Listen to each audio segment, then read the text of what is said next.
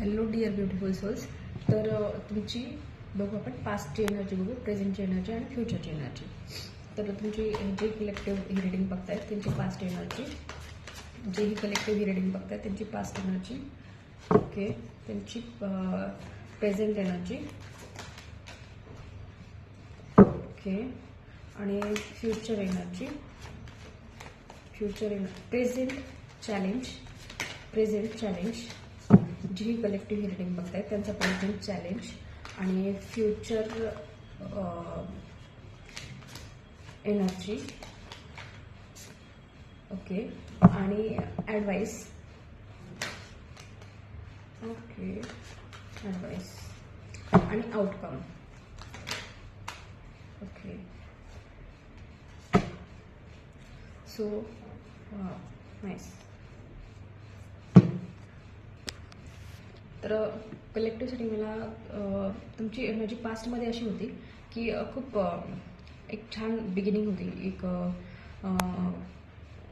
एक खूप हॅपीनेस होता. मे बी पास्टमध्ये तुम्ही खूप काही गोष्टी एन्जॉय केल्या, नवीन नवीन गोष्टी होत्या आणि ज्याच्यामध्ये खूप तुम्ही मे बी वर्कमध्ये किंवा रिलेशनशिपमध्ये तुम्ही खूप पॅशनेट होता. तर वर्कबद्दल असू शकतं आणि तुम्ही खूप क्रिएटिव्हली त्याच्यात काम केलं. कॉन्फिडन्स तुमचा खूप छान होता पास्टमध्ये. आणि प्रेझेंटमध्ये तुमची एनर्जी अशी आहे की प्रेझेंटमध्ये सध्या ॲक्च्युली तुम्हाला ही एनर्जी ॲक्सेप्ट करण्याची गरज आहे की जेही होतं आहे ते तुमच्या चांगल्यासाठी होतं आहे. कारण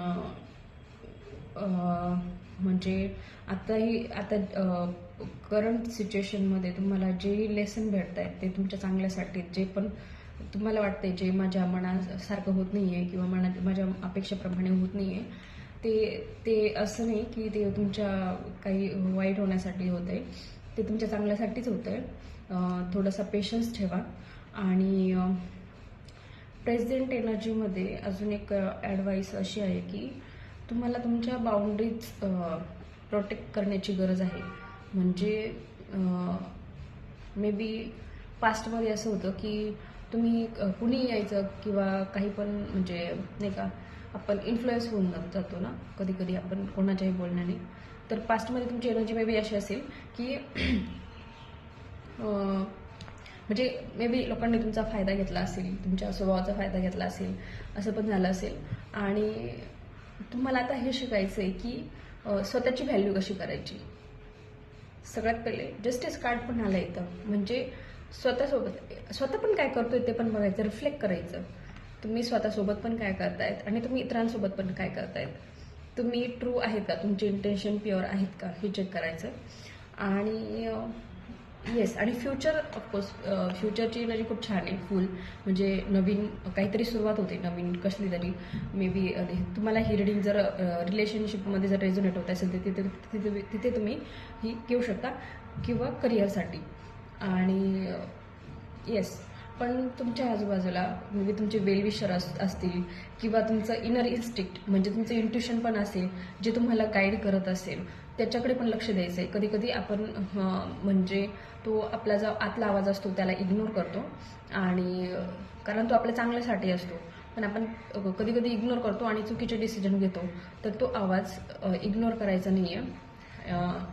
तुमच्या आजूबाजूला बघायचं कोण आहे. वेलविशर असू शकतात किंवा तुम्ही कुठल्याही देवी देवतावर तुम्ही ज्याच्यावर ट्रस्ट करत असाल, तुमचे गुरु असतील, तुमचे चांगले फ्रेंड्स असतील किंवा पॅरेंट्स पण असतील किंवा कुणी पण अशी व्यक्ती.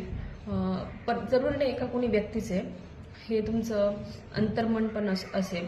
सो त्याच्याकडे लक्ष द्यायचं आणि बाकी सगळं ठीक होईल. फ्युचरमध्ये तर एनर्जी छानच आहे. फ्युचरमध्ये चांगल्या संधी येतील तुम्हाला, आणि जे पास्टमध्ये तुम्ही जे लेसन लर्न केलेत ते तुम्हाला फ्युचरमध्ये कामं येतील.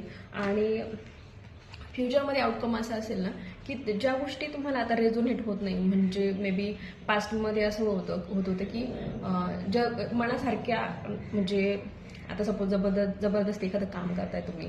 सपोज करिअरमध्ये आपण म्हटलं तर आपण जॉब करतो. जॉबमध्ये कधी कधी आपली इच्छा नसताना आपण एखादा जॉब करतो, तर पण आपल्याला पैशांसाठी ते करावं लागतं, बरोबर.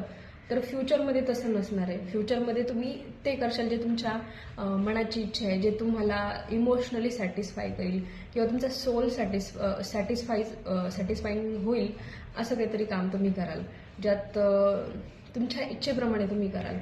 सो छान, फ्युचर एनर्जी खूप छान आहे. सो एकच सांगेल की स्वतःसोबत कुठली वाईट गोष्ट मे बी म्हणजे सेल्फ वर्थ हे चांगलं ठेवायचं आणि स्वतःची व्हॅल्यू पण करायची आणि दुसऱ्यांना पण हर्ट होईल असं पण काही करायचं नाही. इंटेन्शन दुसऱ्यांबद्दलही आणि स्वतःबद्दलही चांगलं ठेवायचं. सो जर तुम्हाला ही रिडिंग रेझोनेट झाली तर नक्की कमेंट करा आणि थँक्यू.